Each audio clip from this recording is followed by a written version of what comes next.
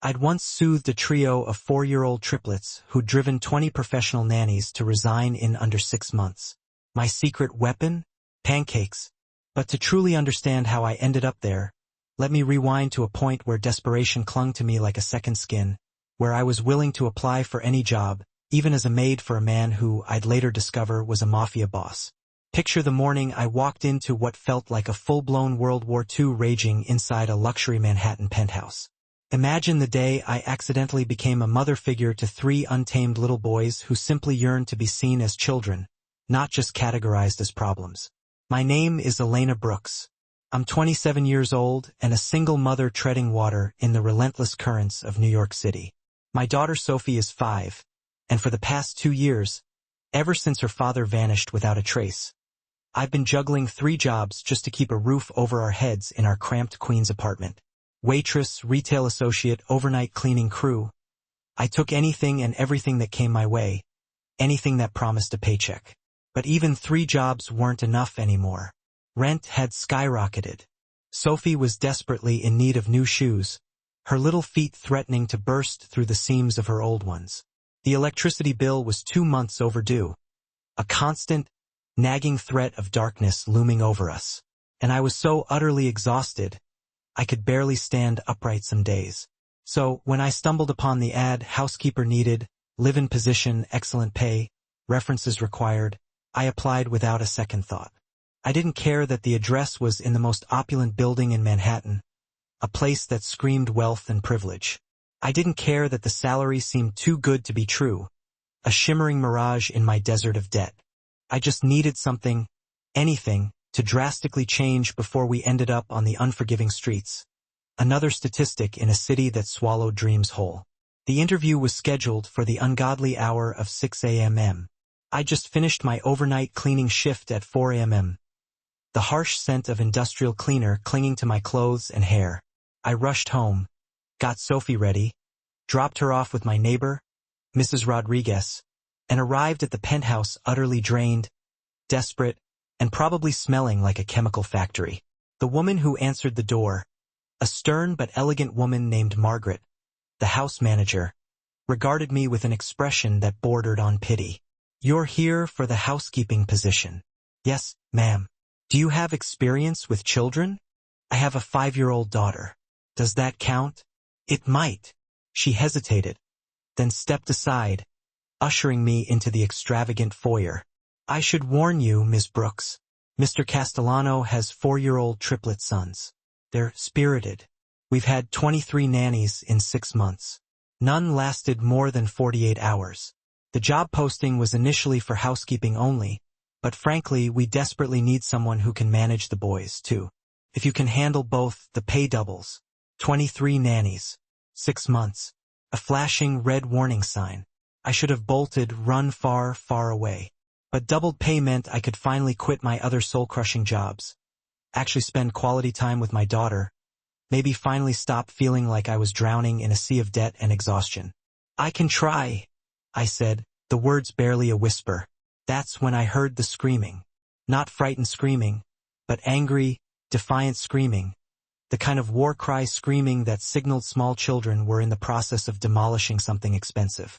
Margaret sighed, a weariness etched onto her face. "That would be the boys. Mr. Castellano is in his office, attempting to work. The morning nanny quit yesterday, lasted all of 6 hours, and he's trying to wrangle them himself while conducting business calls. As you can hear, it's not going well." She led me through the most breathtaking apartment I'd ever set foot in. Floor-to-ceiling windows offered a panoramic view of Central Park, a green oasis in the concrete jungle.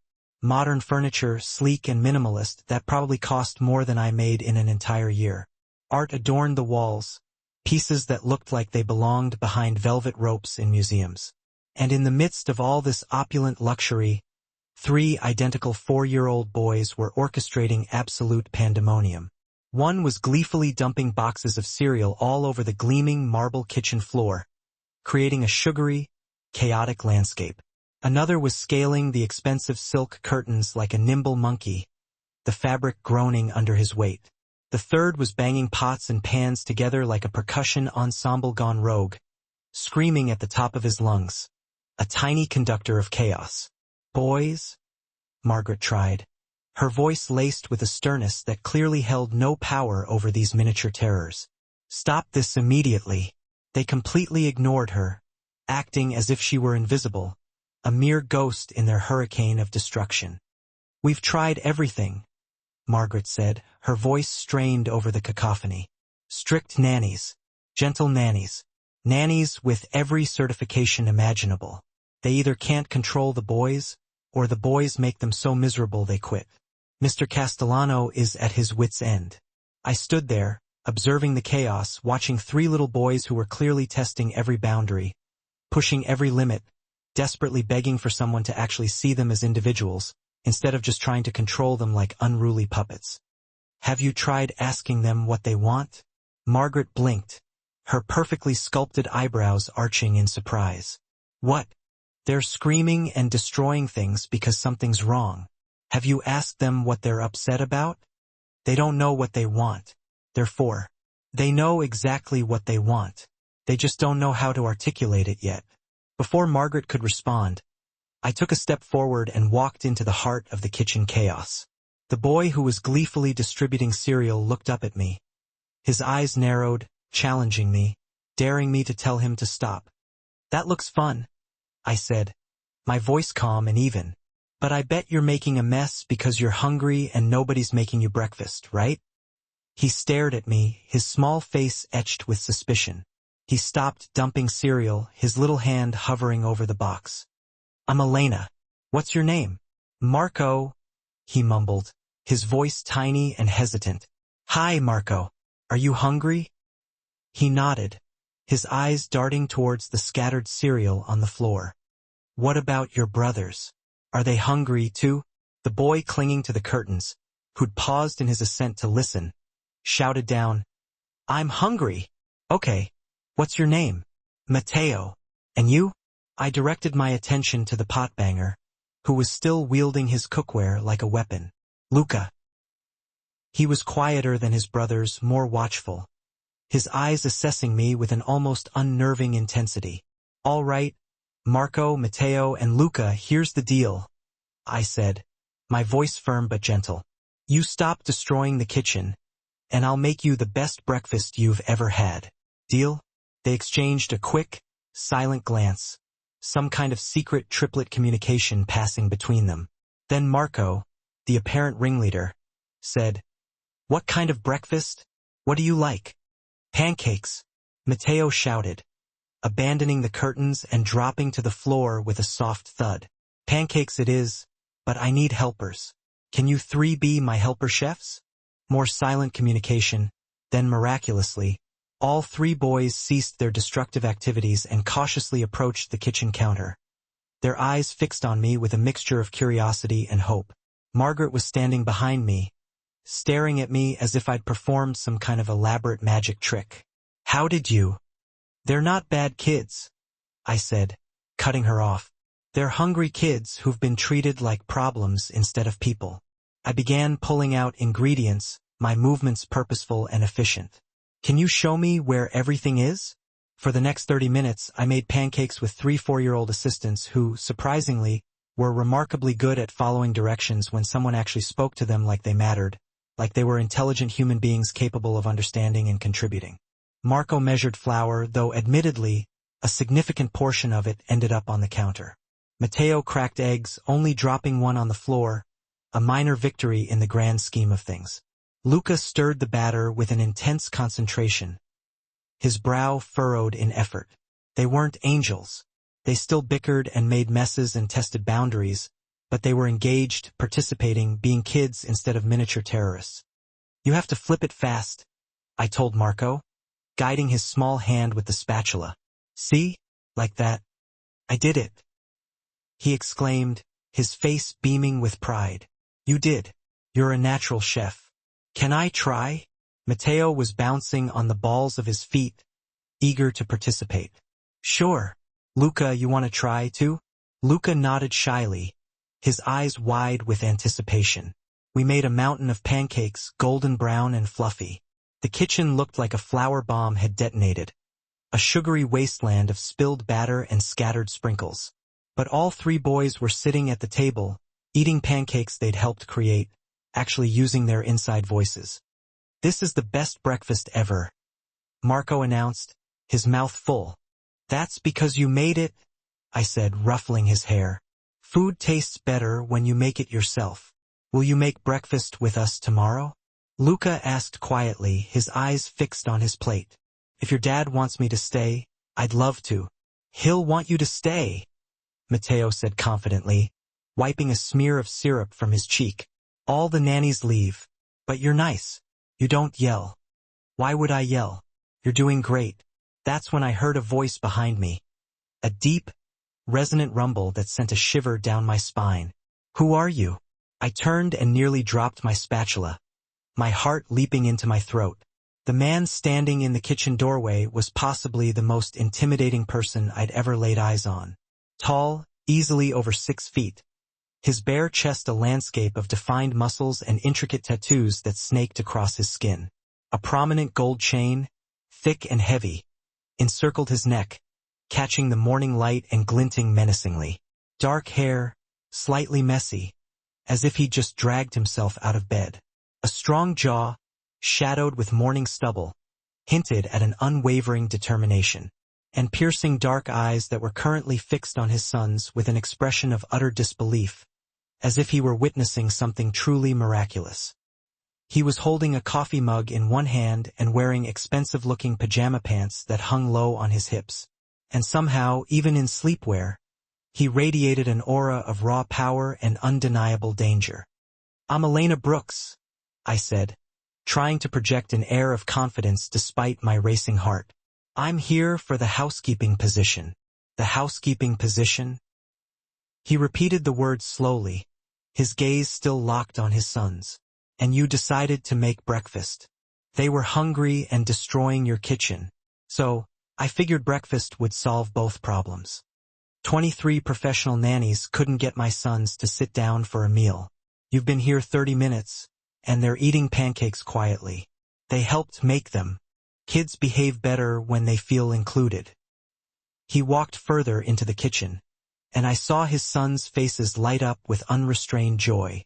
"Papa, Elena made pancakes with us." I cracked the eggs. Matteo exclaimed proudly. I stirred. Luca added, his voice barely a whisper. I flipped. Marco chimed in, his chest puffed out with pride. Marcel Castellano, I assumed, studying the mountain of pancakes, the flour-covered kitchen, and his sons' unusually happy faces.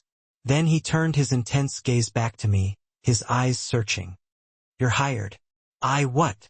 "You're hired." He paused, searching for the right word. "Whatever you are, whatever made my sons sit down and eat breakfast for the first time in 6 months, I don't care what your qualifications are. I don't care if you've never worked as a nanny before. You just accomplished something 23 professionals couldn't do. You're hired." "I have a daughter," I blurted out, the words tumbling out of my mouth in a rush. "She's 5. She'd have to come with me if this is a live-in position. I can't leave her." "Bring her. There's plenty of room." He shrugged, as if it were the most obvious thing in the world. "How soon can you start?"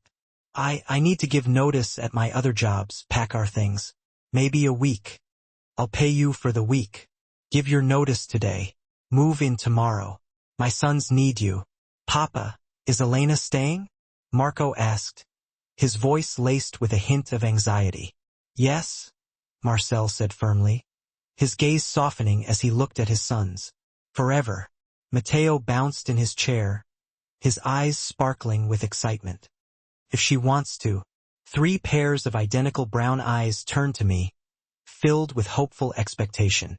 I thought about my 3 jobs, the bone-deep exhaustion that had become my constant companion, my tiny apartment with the stack of overdue bills, my daughter who barely saw me because I was always working. And I thought about these 3 little boys who just needed someone to make them pancakes and treat them like kids instead of problems. "Okay," I said, a small smile playing on my lips. "I'll stay." Marcel nodded once, a flicker of something akin to relief crossing his features. "Margaret will handle the details. Salary, contract, room arrangements, whatever you need." He turned to leave, then stopped, pivoting back to face me. What did you do to get them to behave? I asked them what they wanted, and then I listened to their answer. He stared at me for a long moment, his expression unreadable. 23 nannies, 6 months. Nobody thought to ask them what they wanted. Nobody treats 4-year-olds like people. They treat them like problems to be managed. But kids aren't problems. They're just little people who don't have words for their feelings yet. Something shifted in Marcel's expression. A subtle softening. A hint of vulnerability. You have a daughter, Sophie. She's 5. Does she like pancakes? She loves pancakes. Good. Make enough for 4 tomorrow. He finally smiled, just slightly, a fleeting glimpse of warmth that transformed his face. My sons have a sister now, apparently. 3 brothers. Matteo announced, clapping his hands together. We always wanted a sister. I'd come here desperate for a housekeeping job, a means of survival. I was leaving with a live-in position, triple the salary I dared to hope for, and somehow, I'd acquired 3 4-year-old boys who were already calling me their person. My life had just been irrevocably altered, turned upside down in the most unexpected way. All because I made pancakes. The first thing the triplets did when Sophie and I moved in the next day was test me, push my buttons, and challenge every boundary I set. I'd anticipated it. 4-year-olds who'd successfully driven 23 nannies to the brink of insanity weren't going to suddenly transform into docile angels simply because I could whip up a decent batch of pancakes. They were going to probe and prod, push and shove, to see if I'd break just like everyone else. What I hadn't anticipated was just how creative they would be in their efforts. Elena. Marco appeared in my new bedroom doorway at 6 a.m., an hour before I'd even contemplated waking up. Yes, Marco? I need to poop. Okay. I stifled a yawn, trying to sound as unfazed as possible. Do you need help? No, but I wanted to tell you. Thank you for telling me, I said, managing a weak smile. Go ahead. He stared at me expectantly, clearly anticipating a different reaction. Some kind of dramatic display of concern or perhaps even disgust. Then, when I simply continued to smile, he shrugged and ran off to the bathroom, leaving me to wonder what that bizarre little performance had been all about. At 6:15, Matteo materialized in the hallway, his stomach apparently operating on a different schedule than the rest of the world. I'm hungry. Breakfast is at 7. Can you wait 30 minutes? I asked, hoping to salvage a few more precious moments of sleep. No, I'll die if I wait 30 minutes. He wailed, clutching his stomach dramatically. You won't die, I said, suppressing a smile. But if you're really that hungry, you can have 1 banana to hold you over. He scowled, his face contorting in disgust. I don't like bananas. Then you can wait 30 minutes. I stood my ground, refusing to be swayed by his theatrics. He glared at me. His eyes narrowed in a miniature version of his father's intimidating stare. Then, after a moment of silent contemplation, a sly grin spread across his face. Then, I like bananas. Thought you might, I said, inwardly congratulating myself on my masterful negotiation skills. At 6:30, Luca appeared, his usually quiet demeanor replaced with a grave seriousness. Matteo drew on the wall. My heart sank. I found Matteo in the hallway, wielding a bright red marker like a paintbrush, having created an abstract masterpiece on Marcel's very expensive, impeccably wallpapered hallway wall. Matteo, I said calmly, taking a deep breath, we don't draw on walls. We draw on paper. But the wall is bigger, he protested, his eyes wide with innocent defiance. That's true. The wall is bigger, but it's not yours. It's your papa's wall. How would you feel if someone drew on your favorite toy? He considered this for a moment, his brow furrowed in thought. Bad, right? So, we need to clean this up and apologize to your papa. He scowled, his lower lip trembling. He's going to yell. Maybe, but we still have to apologize and fix what we did wrong. I refused to back down, determined to instill a sense of responsibility in these little wildlings. I gathered cleaning supplies, a bucket of soapy water and a soft sponge, and made Mateo help me scrub the wall, which thankfully was washable. It took some elbow grease and a considerable amount of patience, but eventually, the red marker masterpiece began to fade, revealing the pristine wallpaper beneath. Then, hand in hand, we walked to Marcel's office together, Mateo dragging his feet every step of the way. Marcel was on a phone call, engaged in some intense conversation involving rapid-fire Italian phrases that I couldn't understand, but he looked up when we knocked on the open door. "Hold on," he said into the phone, his voice curt and commanding.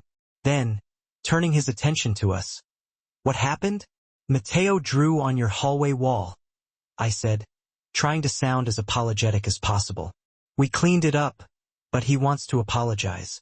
Mateo looked down at his feet, his face flushed with shame. "Sorry, Papa. I won't draw on walls anymore. Only paper." Marcel stared at his son, as if he just spoke in ancient Greek, his expression a mixture of shock and disbelief. "You cleaned it up?" "Elena made me help. It was hard work. Drawing is more fun than cleaning."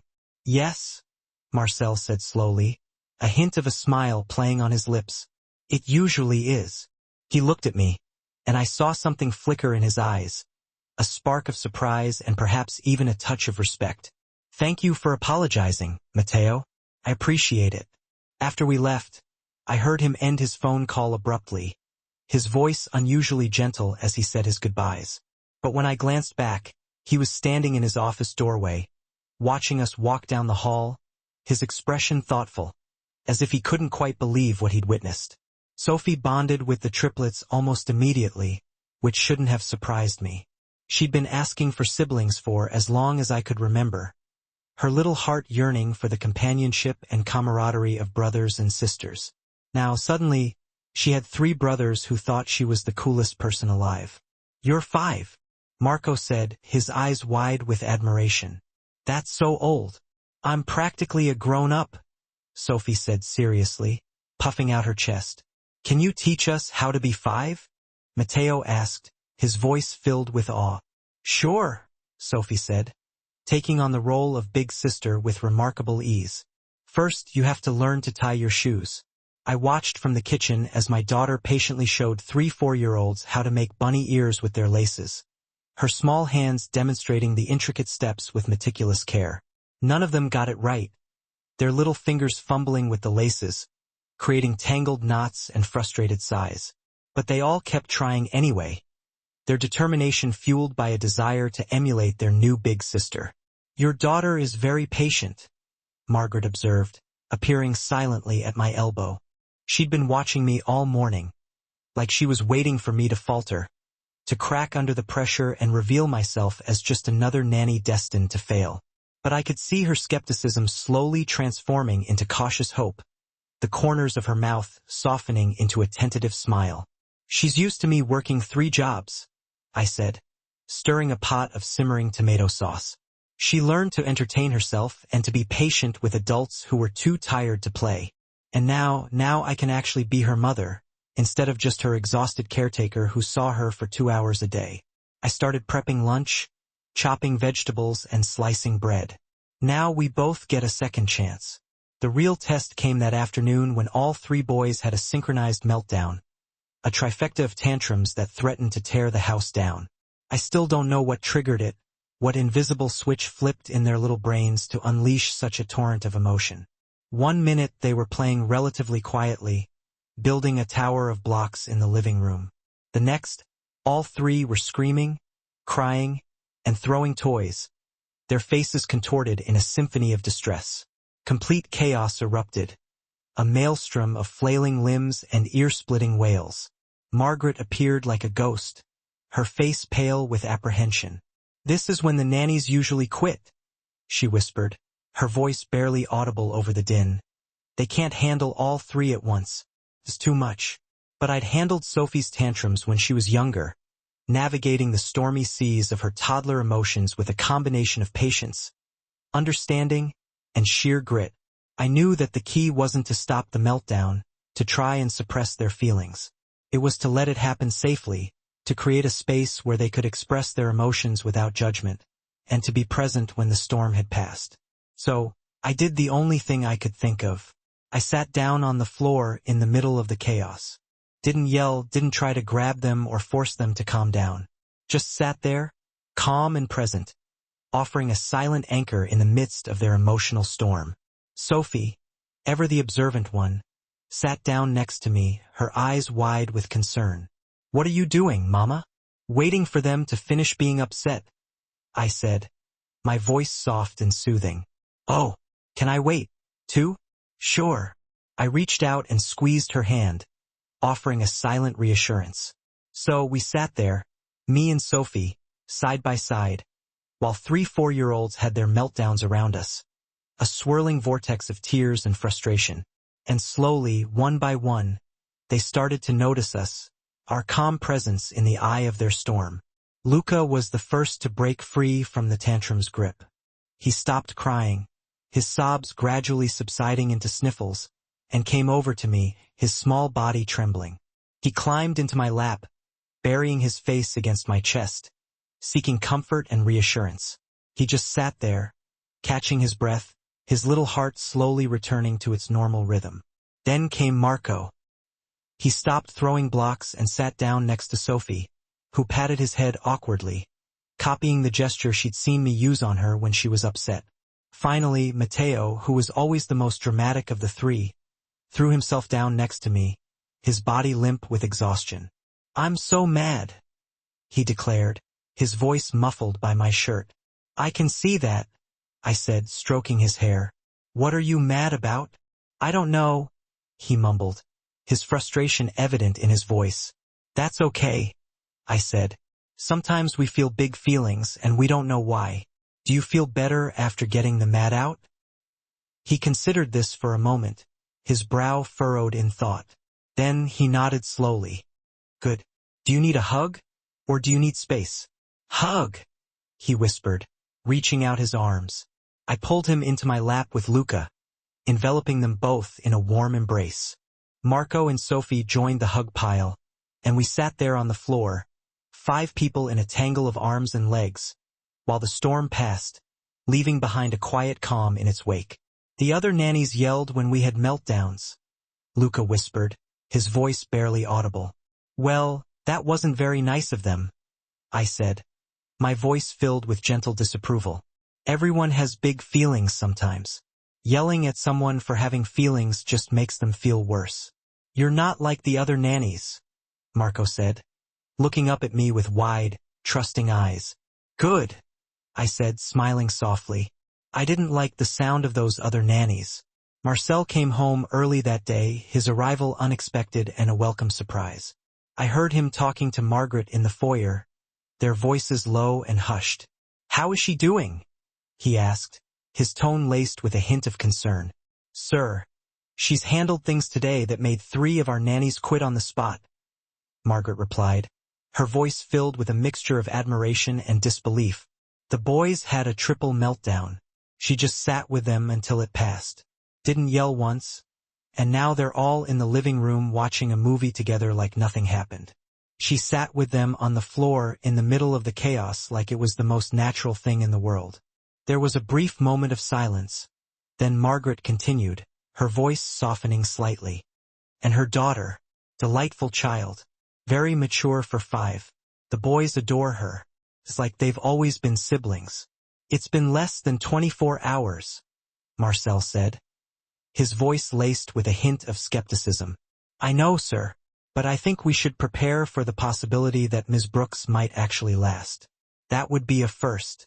I found him standing in the living room doorway a few minutes later, watching us with an unreadable expression on his face. All 4 kids were piled on the couch, a tangle of limbs and laughter. Marco and Matteo were squished on either side of me, their bodies pressed close. Luca was nestled in my lap, his head resting against my chest. Sophie was wedged between the boys, her arm draped protectively around Matteo's shoulder. We were all watching some animated movie about talking cars, our attention captivated by the colorful characters and silly antics. "Papa!" Matteo spotted him first, his face lighting up with joy. "Come watch with us." "I have work, boys, please." All 3 boys chimed in unison. "Papa, Please. Marcel looked at me, his eyes searching, his expression unreadable. I shrugged, offering a silent invitation. There's room on the couch. He hesitated for a moment, his body stiff and awkward, as if he didn't know how to casually watch a movie with his children, as if the simple act of sitting on a couch with his sons was a foreign and unfamiliar experience. But gradually he relaxed, sinking into the cushions with a sigh, his shoulders loosening, his posture softening. And when Marco fell asleep against his arm halfway through the movie, his little body heavy and limp, I saw Marcel's expression shift, his face softening into something that looked like wonder, a profound and tender emotion that transformed his features and revealed a vulnerability that he usually kept carefully hidden beneath layers of stoicism and strength. After the movie, after I'd put all 4 kids to bed, Sophie in the room next to mine, the triplets in theirs, I found Marcel in the kitchen making coffee, the familiar aroma filling the air. They went down without a fight, he said, his voice quiet. That's a good sign, I replied, leaning against the counter. The other nannies said bedtime was impossible. Took 2 hours every night. A constant battle of wills. That's because they made it a battle. Kids don't want to fight. They want routines and consistency and to feel safe. Give them that and bedtime is easy. You make it sound simple, he said, his brow furrowed in thought. It is simple. It's just not easy. There's a difference. I poured myself a cup of coffee, savoring the warmth. Your sons are good kids, Mr. Castiano. They just needed someone who didn't give up on them after the first meltdown. Marcel hesitated, then said, Call me Marcel. He paused, taking a sip of his coffee. And for the record, you've lasted 36 hours. That's 34 hours longer than our shortest nanny. Planning to bet on when I'll quit? I asked, raising an eyebrow. Planning to hope you don't. He looked at me, his eyes searching, and I saw a genuine vulnerability in their depths, a raw honesty that disarmed me. I don't know what I'm doing, Elena. I have an empire. I command men. I close deals worth millions. But with my own sons, I'm completely lost. He stopped, his voice catching in his throat, and I waited patiently, allowing him to gather his thoughts. Their mother. He trailed off, his expression clouding with pain. She left when they were 1. Couldn't handle it. Couldn't handle me, and I've been failing them ever since. You're not failing them, I said firmly, meeting his gaze. You're keeping them alive, fed, safe. That's not nothing. It's not enough, he countered, his voice laced with a hint of bitterness. No, I agreed. But that's why I'm here now, to help you figure out the rest. He studied me intently, his eyes narrowed, his expression unreadable. Why did you take this job, Elena? The real reason. You're clearly overqualified for housekeeping. I thought about lying, concocting some noble tale of altruism and a desire to help those in need. But he deserved honesty, a raw and unfiltered glimpse into the depths of my desperation. Because I was drowning, Marcel. Because I couldn't afford rent and groceries and electricity all in the same month. Because my daughter barely knew me. Because I was always working. Because when you offered me this job, you offered me a life raft. I met his eyes, holding his gaze without flinching. I took this job because I was desperate. But I'm staying because your sons deserve someone who sees them as kids instead of problems.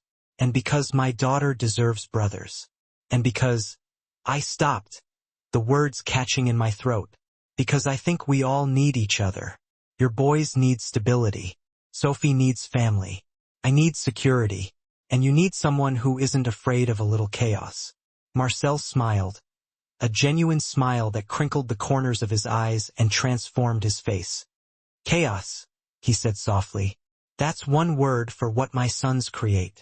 Therefore, chaos is their natural state. I quipped, a playful smile tugging at my lips. But chaos can be good. It means they're alive, engaged, testing boundaries. I'll take chaos over silent and shut down any day. Elena Brooks, he said quietly, his voice filled with a newfound respect. I think you might be the best thing that's happened to this family in 3 years. Ask me again after 48 hours. I said, trying to downplay the impact he was having on me. But even as I said it, I knew I wasn't leaving. Not after 36 hours, not after 48, not ever, if I could help it. These 3 wild boys had already crawled into my heart, their messy chaos and boundless energy somehow filling a void I hadn't even realized existed. And their father, complicated, powerful, and surprisingly vulnerable, was starting to make room there, too. His presence stirring emotions I hadn't felt in years. I'd come here for survival, seeking a means to escape the crushing weight of poverty and exhaustion. But I was staying for something much more important, something far more precious. Family. Before we see what happens when Elena and Marcel navigate this unconventional family they're building, I want to ask you something. Where are you watching this story from right now? Your bedroom, your office, on your commute? Drop a comment below and let me know where you're tuning in from. I love seeing where my love and shadows family is around the world. And if you're hooked on this story of a broke single mom who tamed wild triplets with kindness and breakfast, hit that subscribe button and like this video. I post new emotional, dramatic love stories every day, and you don't want to miss what happens next with Elena, Marcel, and their growing family. Now, let's see how these first 48 hours turn into something permanent. 3 weeks into living with the Castellano family, I discovered 2 things that changed everything, altering the course of my life in ways I could never have predicted. First, Marcel wasn't just wealthy. He was dangerous, the kind of dangerous that sent shivers down your spine and made you question everything you thought you knew. He was the head of a crime family, a mafia boss, a man who operated outside the bounds of the law, living by a code of honor and loyalty that was both fascinating and terrifying. The kind of man who had people call him boss, and mean it in ways that had nothing to do with legitimate business. Second, despite the inherent danger and moral complexities of his world, I was falling in love with him anyway, drawn to his strength, his vulnerability, and the fierce protectiveness he displayed towards his sons. I figured out what he really did on a seemingly ordinary Tuesday afternoon when a man showed up at the penthouse, bleeding and desperate, begging for sanctuary and calling Marcel Don Castellano. His voice filled with a fear that was palpable. Margaret had ushered him away quickly, her face tight with concern, but not before I'd caught a glimpse of the fear etched in the man's eyes and the gun, cold and metallic, holstered under Marcel's jacket when he'd gone to deal with the situation. His movements smooth and efficient, betraying a practiced familiarity with violence. "You're in the Mafia?" I said that night after the kids were finally asleep, my voice barely above a whisper, the words hanging in the air like a fragile question. Marcel didn't deny it. He simply poured 2 glasses of wine, a rich, crimson liquid that swirled in the glass, and handed me one, his eyes searching my face. "Does that scare you?" "It should," I admitted, taking a tentative sip of the wine. "But honestly, I've been more scared working overnight shifts in bad neighborhoods for minimum wage than I've ever felt in this house." "You're not worried I'm dangerous?" he asked, his voice low and husky. "You're only dangerous to people who threaten what's yours," I said, meeting his gaze unflinchingly. "Your sons." Okay, so where was I? Right? What did he mean? The truth was, I hadn't intended to tell Marcel anything about David. About any of it. It was a chapter of my life I'd slammed shut, bolted, and bricked over. But there was something in Marcel's gaze, an almost unnerving intensity mixed with genuine concern, that disarmed me. The dam broke. Sophie's father, my ex, he wasn't just absent. He was abusive. The word felt ugly leaving my lips, like a shard of glass. Verbally, mostly, but sometimes when he'd been drinking, physically. I stayed because I was paralyzed with fear. He threatened to take Sophie, and I genuinely believed he would. I was trapped. No money, no family support, nowhere to run. Marcel's face, already a study in strong angles, became granite. All warmth vanished. His eyes turned glacial. "Where is he now?" I swallowed hard. The question felt like an accusation. "I don't know. 2 years ago, he cleaned out our pathetic little bank account and vanished. No note, no explanation, just gone." And the messed up part?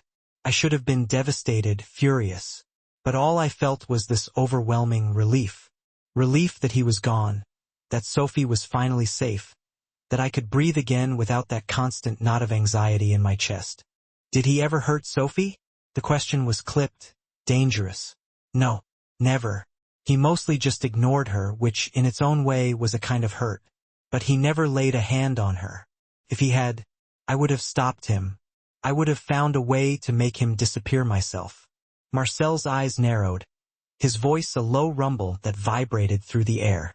If he ever comes back, if he ever tries to contact you or Sophie, you tell me immediately. Understood? Elena? Understood, Marcel. I mean it. I protect what's mine. And you and Sophie, you're mine now. Both of you. The possessiveness in his tone should have set off alarm bells.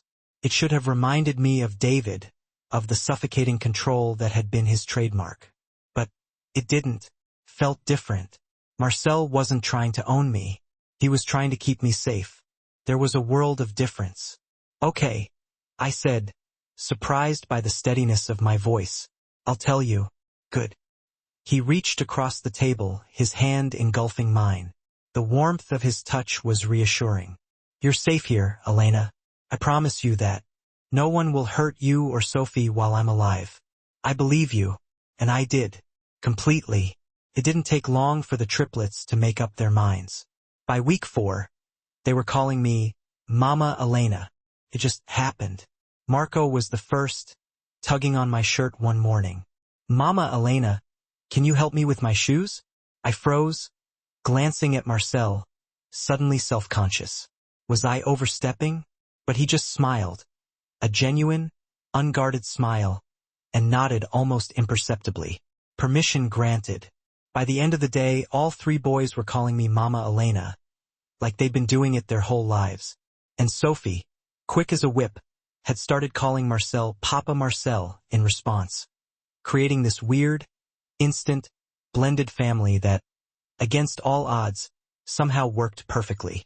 That night, after the kids were finally asleep, I cornered Marcel on the terrace. Is this okay? Them calling me Mama? I don't want to replace their birth mother.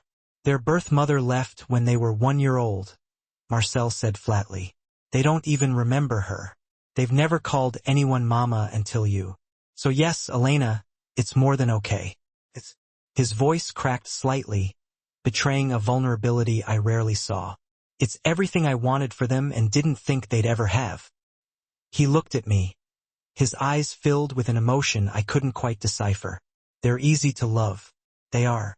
But 23 nannies didn't love them. They tolerated them at best. You love them.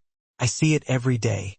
The way you celebrate their tiny victories, the way you comfort them when they're upset, the way you include them in everything. You don't just take care of them. You mother them. Is there a difference? All the difference in the world.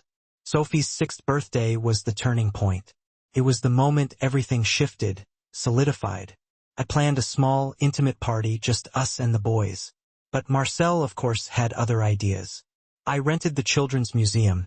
He announced 3 days before her birthday, completely deadpan. I stared at him, dumbfounded. You what? The entire museum. For 3 hours. So Sophie and the boys can run around without crowds, without being jostled. And I invited some of the children from their preschool. And I hired entertainers. And a cake shaped like a castle because Sophie mentioned once that she liked castles. I was speechless, overwhelmed. Marcel, that's too much. He shook his head, his expression firm. It's not enough. Sophie has spent 5 years with birthday parties that probably consisted of grocery store cake and whatever you could afford between working 3 jobs. This year, she gets a real party. The kind of party every little girl deserves. I can't afford this. I'm paying. No arguments. He stopped, seemed to struggle with the words. She's my daughter now, too. Isn't she? In all the ways that matter. So let me do this, Elena. Please. How do you argue with that? The party was magical. Sophie's face when we walked into the museum, completely empty except for our little group, was worth more than all the money in the world. She actually cried. Cried from pure, unadulterated happiness. Mama, is this all for me? Yes, baby. All for you. Papa Marcel did this. She didn't hesitate. She ran straight to Marcel and threw her small arms around his waist. "Thank you, Papa Marcel. This is the best birthday ever." I watched Marcel hug my daughter, this powerful, dangerous man being brought to his knees by the simple gratitude of a 6-year-old. And in that moment, it hit me with the force of a tidal wave. I wasn't just falling in love with him. I'd already fallen. Completely, irrevocably, head over heels. The kiss happened that night, after the kids were finally asleep and the echoes of laughter had faded. I found Marcel on the penthouse terrace, gazing out at the glittering Manhattan skyline. "You made Sophie's entire year today," I said softly, coming to stand beside him. "Maybe her entire childhood. She's never had anything like that. She deserves everything. They all do." He turned to look at me, his eyes intense. "You do too, Marcel. I'm in love with you, Elena. I've been in love with you since you made pancakes with my sons and treated them like people instead of problems. Since you sat on the floor during their meltdown and waited for them to feel safe. Since you looked at my dangerous life and decided to stay anyway." My heart was hammering against my ribs. "This is complicated. I know. You're my employer. There's a power imbalance. And the kids. If we tried this and it didn't work, it could hurt them, confuse them. I know all that. But I also know I can't keep pretending I don't feel this. That I don't watch you with our kids and think about what it would be like if we were a real family. If you were my wife, not my employee. If we could." I kissed him. I couldn't help it. I couldn't wait another second. I just reached up and kissed him like I'd been wanting to for weeks. He pulled me closer, one hand tangling in my hair, the other at my waist. The kiss was deep, desperate, full of everything we'd been holding back. When we finally broke apart, both breathing hard, he rested his forehead against mine. That was overdue. I was gonna say perfect, but overdue works too. "Marcel, I'm scared. I've done this before. Trusted a man. Built a life with him. And he destroyed everything. I can't survive that again. And more importantly, Sophie can't. The boys can't. If we do this, if we try and you change your mind." "I won't," he finished, his voice firm. "You can't promise that." "Yes, I can." He cupped my face in his hands, his thumbs tracing the curve of my cheekbones. "Elena, I've built an empire. I've made enemies who want me dead. I've survived things that would break most people. But the scariest thing I've ever done is fall in love with a woman who has the power to destroy me completely. Because if you left, if you took Sophie and walked away, you'd take my sons' hearts with you. They love you. They need you. And so do I. I'm just a broke, single mom who makes good pancakes. I'm not someone who belongs in your world." He shook his head, his gaze intense. "You're everything. You're the only person who's ever seen past my money and power to who I actually am. The only person who's made my house feel like a home. The only person who's given my sons a mother. You're not just anything, Elena. You're everything." I was crying now. Happy tears, scared tears, overwhelmed tears. "I love you too," I whispered. "I'm terrified. But I love you too. Then let's be terrified together." He kissed me again. Softer this time, more tentative. "We'll go slow. We'll put the kids first. We'll figure it out as we go. But we'll do it together. Deal? Deal." We told the kids the next morning. Well, told is a generous word. They figured it out in about 30 seconds. "Are you and Mama Elena kissing now?" Marco asked Marcel at breakfast with all the bluntness of a 4-year-old. Marcel nearly choked on his coffee, sputtering. "What? You look at her like Prince Charming looks at Cinderella in Sophie's movie. That means kissing, right? Out of the mouths of babes," I muttered, my cheeks burning. Matteo was bouncing in his seat, practically vibrating with excitement. "Are you? Because if you are, that means you can get married and then we'd be a real family." "We're already a real family," I said, trying to regain some semblance of composure. "But yes, Marcel and we care about each other a lot. Is that okay with everyone?" "Yes." 3 voices in unison. Sophie was quieter, more thoughtful. "Mama, does this mean Papa Marcel is going to be my real papa? Would you want that?" She thought about it very seriously, her brow furrowed, then nodded decisively. He's nice to you, nicer than before. And he loves us, I can tell. So yes, I want him to be my real papa. Marcel's eyes were suspiciously shiny. Sophie, I would be honored to be your real papa. If that's what you want, it's what I want. She paused, considering. Does this mean the boys are my real brothers now? They've always been your real brothers, I said, my voice thick with emotion. Family isn't just about blood. It's about who shows up, who stays, who loves you no matter what. And we all show up for each other, right? Right? All 4 kids agreed, nodding enthusiastically. Then we're a real family, Marcel said, his voice husky. All of us. Forever. Forever? Ever? Luca asked, his brow furrowed in concern. Forever. Ever? Marcel confirmed, smiling. And just like that, our weird, blended family became official. For kids, 2 adults, 1 very unconventional love story. But it worked because we all chose each other, every single day. That night, after another successful bedtime, for kids, 1 story, minimal chaos, Marcel, and I stood in the hallway outside their rooms, listening to the quiet rhythm of their breathing. We're really doing this, I said, my voice barely a whisper. Building a life together, raising 4 kids, being a family. Having second thoughts? No, just overwhelmed. 6 weeks ago, I was working 3 jobs and barely surviving. Now I'm living in a penthouse, raising triplets, falling in love with a mafia boss. It's a lot. Too much? No, just enough. I leaned into him, resting my head against his chest. Thank you for seeing past the broke, single mom to who I actually am. For giving Sophie a father. For letting me be a mother to your sons. He tilted my chin up, his eyes filled with a tenderness that stole my breath away. Elena, you gave me everything. A home, family, a reason to want to be better than I am. I should be thanking you. Then let's call it even. Deal. We kissed there in the hallway, in the home we were building together, with 4 sleeping children on the other side of the walls. And for the first time in longer than I could remember, I felt safe, loved, home. I come here to survive. But I'd found something infinitely better. I'd found a family, found love, found a future I'd stopped believing was possible. All because I'd made pancakes for 3 wild boys who just needed someone to see them. Sometimes the best things in life start with breakfast. My past showed up on a Tuesday morning, drunk and angry, demanding what he'd abandoned 2 years ago. I was making breakfast, of course. Pancakes, because the kids insisted on pancakes every Tuesday now. When Margaret appeared in the kitchen doorway, her face pale, I knew something was terribly wrong.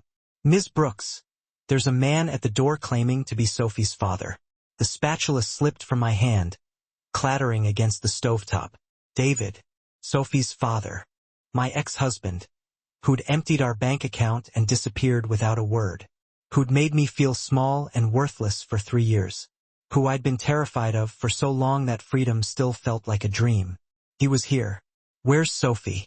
My voice came out calmer than I felt, a fragile shield against the rising panic.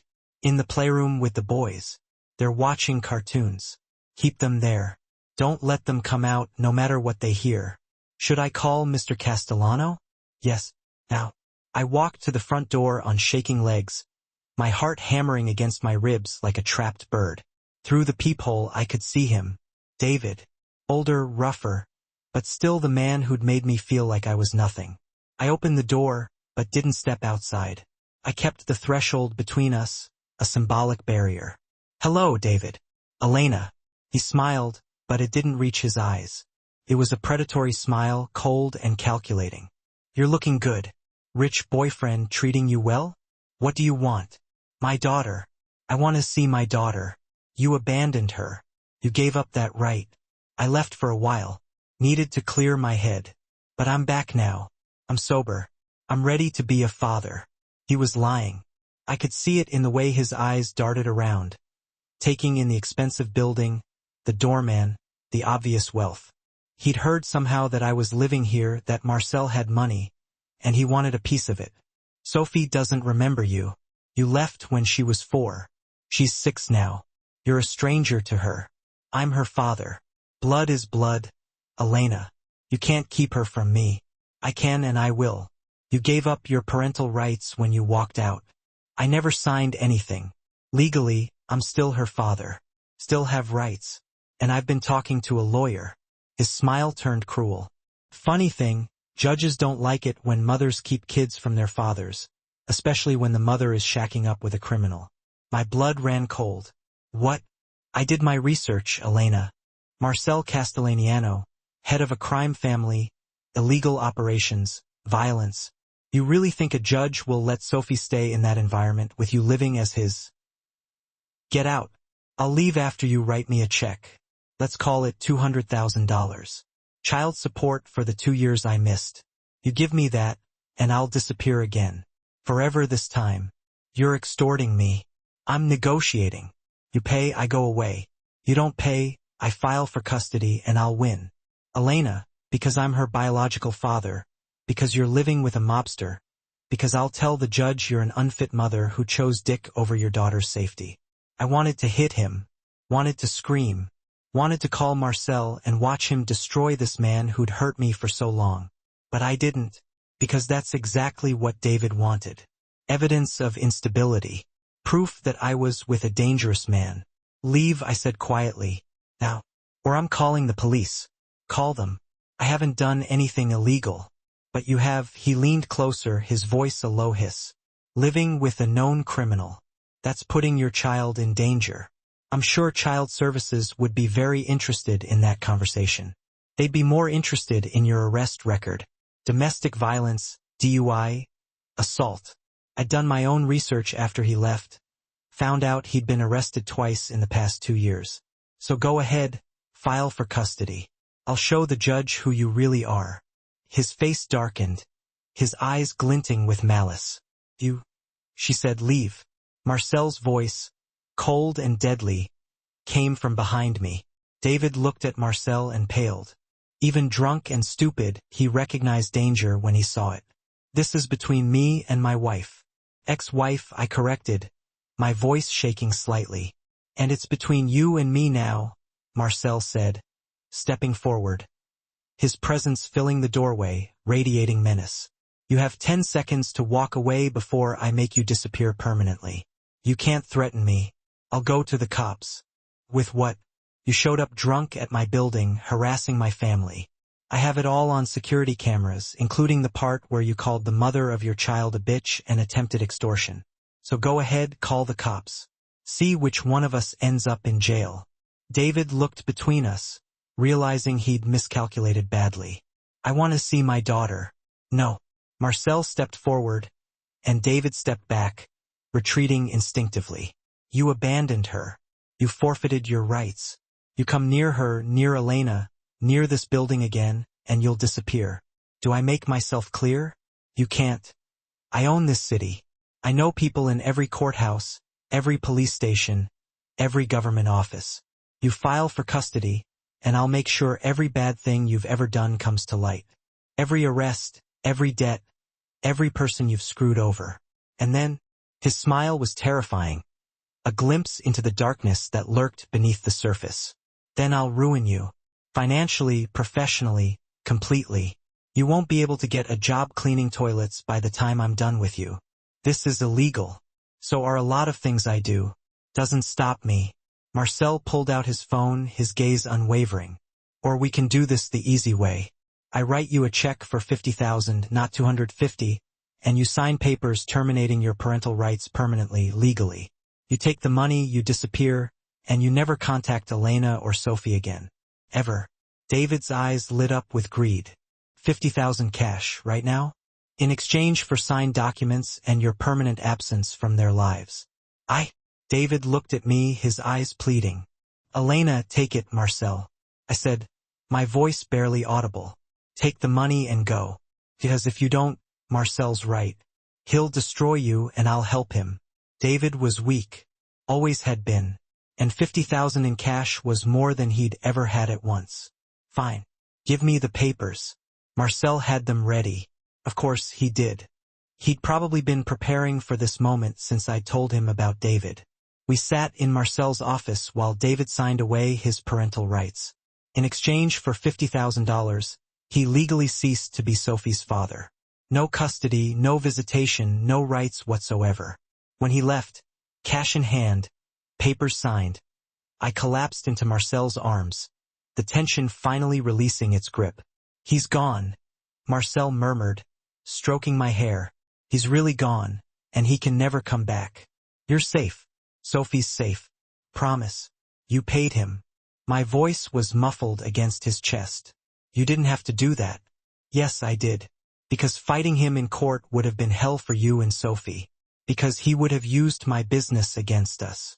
Because 50,000 is nothing compared to your peace of mind." He pulled back to look at me, his eyes intense. "I protect what's mine, Elena. And you and Sophie, you're mine. That man will never hurt you again. What if he comes back? What if he decides 50,000 isn't enough? Then he disappears for real this time." Marcel's expression was cold, dangerous. "I gave him the chance to do this cleanly. If he's stupid enough to come back, I won't be so generous. I should have been horrified. Should have been afraid of this dark side of the man I loved. But all I felt was safe, protected, loved. "Thank you," I whispered. "Always." We told Sophie that night carefully, choosing our words with the utmost care. "Your biological father came by today," I said, holding her hands. "But he signed some papers. He's not going to be part of our lives anymore. Is that okay with you?" Sophie thought about it, her brow furrowed in concentration. "The man who left? Yes. I don't remember him much, just that he was mean to you sometimes. He was. But he's gone now.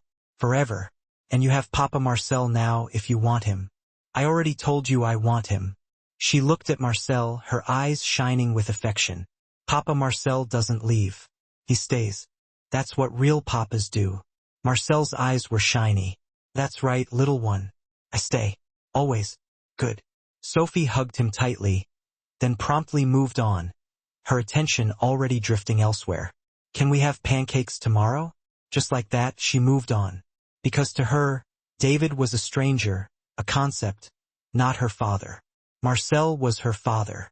Had been since the day he'd rented an entire museum for her birthday.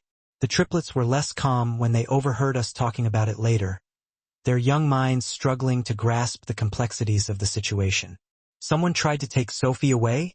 Marco's voice was scared, trembling. "No, baby," Marcel reassured him, pulling him close. "We made sure that can't happen. Sophie's safe. We're all safe. But what if someone tries to take us away?" Luca whispered, his eyes wide with fear. Marcel knelt down to their level, his expression serious. "No one is taking anyone away. You're my sons. Sophie is my daughter. Elena is." He looked at me, his eyes filled with love. "Elena is the woman I'm going to marry, and I protect my family. Always. Do you understand? You're going to marry Mama Elena?" Matteo's eyes went wide with excitement.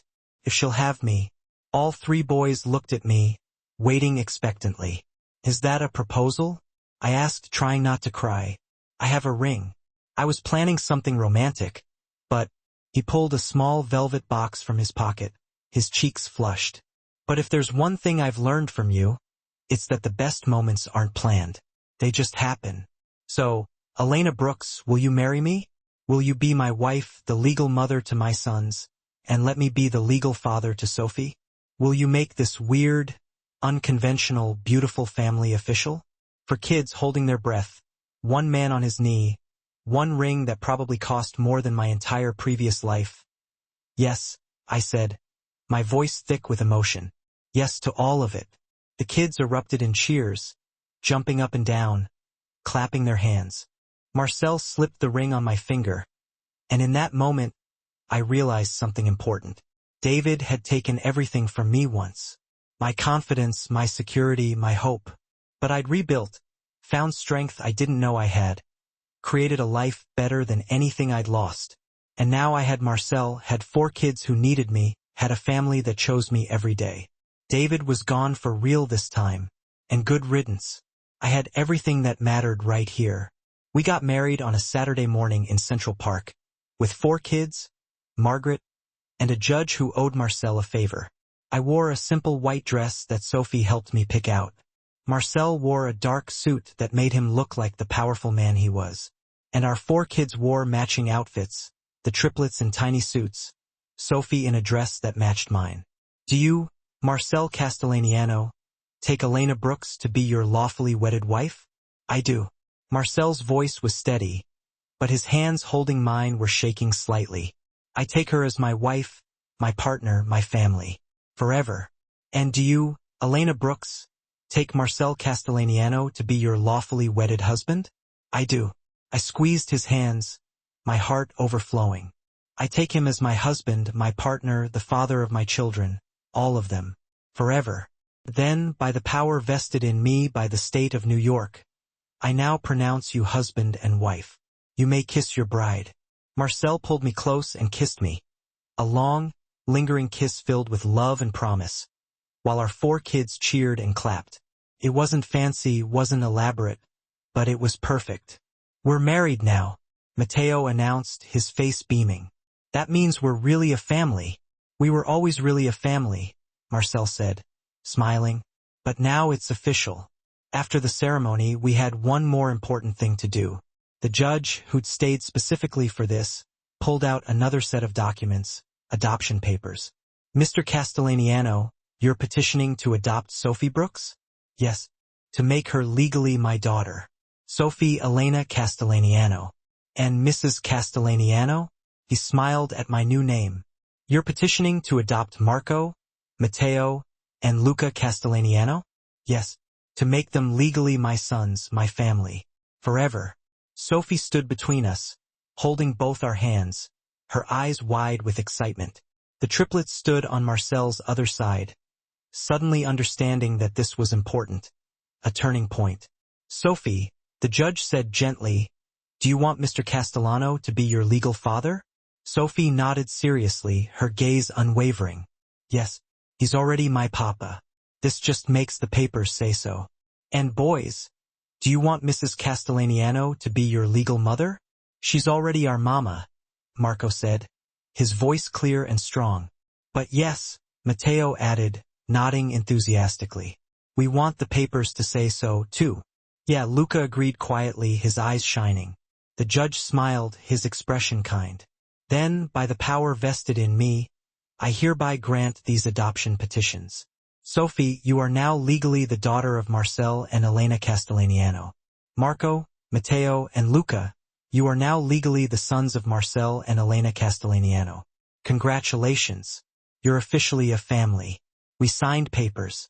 The judge signed papers. And just like that, what we'd built. Over 3 months, what felt like a dream solidified into a legal, permanent reality. A family, recognized by the law and the world. Can we get pancakes now? Matteo's voice, small but insistent, broke the spell. To celebrate, Marcel gathered all 4 children into his arms. A bare hug of pure joy. We can get anything you want. Pancakes, ice cream, the moon if you asked for it. Today, we celebrate everything. 6 months later, I found myself at the stove, flipping pancakes. Some traditions, I'd learned, were anchors, too precious to let go. Through the kitchen window, I watched my family sprawled across the backyard. Marcel was attempting to teach them the rudiments of soccer. Or, more accurately, he was participating in a joyful, chaotic free-for-all. The triplets a whirlwind of tiny limbs and uncoordinated enthusiasm. I'm going to get you, Marcel roared, channeling his inner monster. The triplets shrieked with delicious terror and scattered. Sophie, however, stood her ground, hands planted firmly on her hips, her expression one of utter disdain.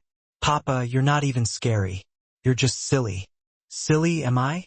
Marcel scooped her up in a swirl of motion, spinning her around until her laughter echoed across the yard. I'll show you silly. My heart swelled, threatening to burst with happiness. The triplets had started kindergarten 2 weeks prior. Real school, with other kids, a daunting prospect that had, miraculously, turned into a triumph. No meltdowns, no tantrums. Just 3 ordinary 5-year-old boys navigating big feelings with the newfound power of words instead of chaos. Sophie, a first grader, was already reading at a 3rd grade level, making friends with ease, and living the vibrant, worry-free childhood I'd always envisioned for her. The one I'd feared we could never afford. And me? I'd enrolled in online classes, chipping away at the teaching degree that had always been a distant, impossible dream. Marcel, of course, was the driving force, insisting on covering every expense. He claimed I'd already taught him and his sons more than any university ever could, that investing in my education was investing in the very bedrock of our family's future. Margaret appeared in the kitchen doorway, a wry smile playing on her lips. Pancakes again, Elena? It's Saturday. Saturday is pancake day. You've created monsters. They won't eat anything else for breakfast anymore. They eat plenty of other things, I countered, a grin tugging at my mouth. But pancakes are special. Pancakes are, when we became a family. Her smile softened. You've changed this house, Elena. Changed all of them. The boys are different, happier, calmer. And Marcel? She shook her head, a hint of wonder in her voice. I've worked for him for 10 years. I've never seen him smile as much as he has in the past 6 months. He smiles because he's genuinely happy, because he finally has what he always wanted, a real family. You both do. Margaret reached out, giving my shoulder a gentle squeeze. You're good for each other. All of you. That night, after the ritual of bedtime stories, for kids. One story, minimal negotiation. A testament to our hard-won teamwork. Marcel and I sat on the terrace, the city lights twinkling below. Did you ever imagine this? He asked, his voice low, laced with disbelief. 6 months ago, when you showed up, desperate for a housekeeping job? Never. I leaned against him, the cool night air a comforting embrace. I imagined survival, keeping a roof over Sophie's head. Maybe, if I was lucky, being able to afford both food and rent in the same month. A soft laugh escaped my lips. I certainly never imagined falling in love with a mafia boss and his wild triplets. Never imagined having 4 kids. Never imagined being this happy. He wrapped his arm around me, pulling me closer. I never imagined any of this either. Never imagined my sons would have a mother who actually loved them. Never imagined I'd have a daughter. Never imagined I'd marry someone who saw past the money and the danger to who I actually am. A good father, a protective husband. He paused, his voice thick with emotion. A man who paid my ex to disappear just so I'd feel safe. I'd pay anything for your safety, I whispered, my fingers tracing the lines of his jaw. For their safety. You're my whole world. Elena, all 5 of you. We're pretty great. I agreed, my heart overflowing. Chaotic, loud, definitely not what anyone would call normal. But we're ours. We chose this. Every day we choose each other. Best choice I ever made. He kissed me, a lingering, tender kiss that spoke volumes. Besides the pancakes, of course. The pancakes were inspired. It's all about the pancakes, I teased. Always about the pancakes. We sat there in comfortable silence, watching the city lights shimmer. Behind us, for children slept soundly, secure in the knowledge that they were loved. Our children, born to us or not, they were ours forever. I'd arrived at this house 6 months ago as a broke, single mother, desperate for any job that would keep us off the streets. I'd made pancakes for 3 wild boys who just needed someone to see them as kids instead of problems. And somehow, miraculously, accidentally, I'd found everything. Partner who protected me, children who needed me, a home that felt safe, a future that looked bright instead of terrifying. Some people might say I got lucky, that I stumbled into a fairy tale. But I didn't believe in luck anymore. I believed in choices, in showing up, in treating people with kindness even when you're exhausted, in making pancakes when the world feels like it's falling apart. Because sometimes the best things in life start with the simplest actions, with listening, with caring, with being present, even when it's hard. The triplets had sent 23 nannies running for the hills because those nannies saw them as jobs, as problems, as obstacles. I'd lasted because I saw them as children who needed love. And in return, they'd given me more love than I knew what to do with. Marcel's arms tightened around me, "Thank you," he murmured, his voice rough with emotion. "For what?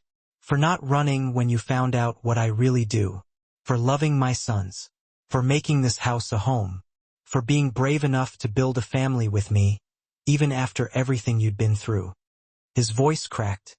"For everything." I cupped his face in my hands, my thumbs gently stroking his cheekbones. "Thank you for seeing past the desperate, broke mom to who I could be with support. For giving Sophie a father. For trusting me with your sons. For loving all of us enough to make it official. Always." We kissed there on the terrace, under the vast, starlit sky, in the home we'd built together, with 4 sleeping children behind us and a lifetime stretching ahead. I'd survived 3 jobs in single motherhood. I'd survived an abusive relationship and crippling poverty. I'd survived feeling like I was drowning with no hope of rescue. But I wasn't just surviving anymore. I was living, thriving, building something beautiful from the ashes of everything I'd lost. All because I'd made pancakes for 3 wild boys on a Tuesday morning. Sometimes the best miracles start with breakfast. And this miracle, this family, this love, it was just beginning. So what do you think? Did Elena and Marcel and their 4 kids get the family they deserved? Could you love children who weren't biologically yours? What makes someone a real parent? Drop a comment and let me know. Team Chosen Family if you believe love creates family, not blood. Team Pancakes if you think Elena's approach was perfect. And tell me, have you ever been someone's Elena? Have you ever been the person who saw past the chaos to the heart underneath? Or have you needed someone to see you that way? We all need people who choose us, who stay, who make pancakes when life is hard. If you love this story about a broke, single mom who tamed wild triplets with kindness, about a mafia boss who found redemption through fatherhood, about 4 kids who found the family they needed, smash that subscribe button and hit the notification bell. I post new emotional, dramatic love stories every day, and you don't want to miss what's coming next. Like this video if you want more stories about found families, about single parents finding love again, about children bringing people together, about pancakes solving everything. Your likes tell me you want more stories about real love. Messy, chaotic, beautiful, chosen love. This is Love in Shadows, where families are built through choices, not biology, where breakfast can change everything, and where the best love stories start with someone being brave enough to stay when everyone else runs. Until tomorrow, remember, you don't have to be perfect to be exactly what someone needs. Sometimes all it takes is patience, kindness, and really good pancakes. Be someone's Elena. Make someone's breakfast. Change someone's life. Now go make some pancakes and hug your people.